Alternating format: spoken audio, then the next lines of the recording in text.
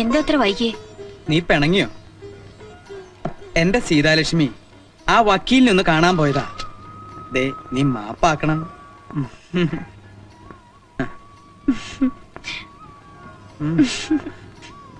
നോക്കട്ടെ.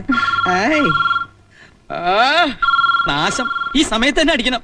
ഹലോ, ദമയന്തി പേசுறேன். അയ്യോ, അത് നാത്തൂനാ, മദിരാശിന്നാവും. ചേട്ടൻ ഉറക്കമായിരുന്നോ? അതറിയാനാണോ ഈ പാതിരാത്രി നീ ഇങ്ങോട്ട് വിളിച്ചത്? ഞാൻ അങ്ങോട്ട് വിളിക്കാം. അതെ, അയ്യോ ഫോൺ വെക്കാതെ, ഞാൻ മരിക്കാൻ പോവാ. എനിക്കിനി ജീവിക്കണ്ട ചേട്ടാ. കണവനാ നനച്ച് ഇത്ര നാള് ഞാൻ ക്ഷമിച്ചു. ഇനി എനിക്ക് വയ്യ. അതെ, ഞാനിപ്പോ ചാവും. ദമയന്തി, നീ ഭ്രാന്ത് പറയാതെ. എനിക്ക് ജീവിതം മടുത്തി ചേട്ടാ.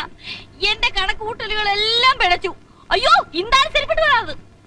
നിനക്ക് അയാളെ വേണ്ടെങ്കിൽ നീ ഇങ്ങോട്ട് പോരെ. ബുദ്ധിമുട്ടാവും. അയ്യോ, എനിക്കൊരു ബുദ്ധിമുട്ടില്ല സീതാലക്ഷ്മി, നീ പറഞ്ഞോട്ടെ. എന്റെ നാത്തൂനെ അവ്യയം കാണിക്കല്ലേ. ഇങ്ങി പോരെ, ഞങ്ങളൊക്കെ ഇല്ലേ ഇവിടെ. ഇത് എവിടുന്നാ വിളിക്കുന്നേ? മദ്രാശിന്നാ? നീ ഇങ്ങോട്ട് തന്നെ. ഇത് എവിടുന്ന വിളിക്കുന്നേ? മദ്രാശിന്നാണോ? പിന്നെ എവിടുന്നാ? അടുത്തെന്ന് പറഞ്ഞാൽ? തൊട്ടടുത്തെന്ന് പറഞ്ഞാൽ? ഏത് വാതില്? എവിടുന്നാ? ഈ ബെഡ്റൂമിന്റെ മുമ്പിൽ നിന്നു.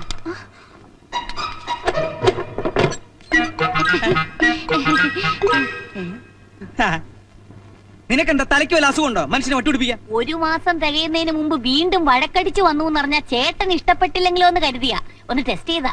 ഇനി എന്നാ മടക്കം? ഇനി പോകുന്നില്ല. അത് നിന്റെ സ്ഥിരം പല്ലവിയല്ലേ? അയ്യോ, ഇത് അതുപോലല്ല. ഇനി ഞാൻ മദ്രാസിൽ പോയ ശരിപത്തിനെ ഞാൻ കൊല്ലും. അത്രക്ക് ക്ഷമിച്ചു ചേട്ടാ. ഇന്നലെ നിസ്സാര ഒരു കാര്യത്തിനാണ് ഞങ്ങൾ തമ്മിൽ ഉടക്കിയതേ. ചേട്ടൻ കേട്ടോണേ. അതെ, നമ്മളൊക്കെ ചായക്ക് പഞ്ചസാരയല്ലേ ഇടുന്നേ. അപ്പൊ ലേശം ഒരു ചേഞ്ച് ആയിക്കോട്ടെ എന്ന് ഞാൻ ഒരല്പം ഉപ്പിട്ടു.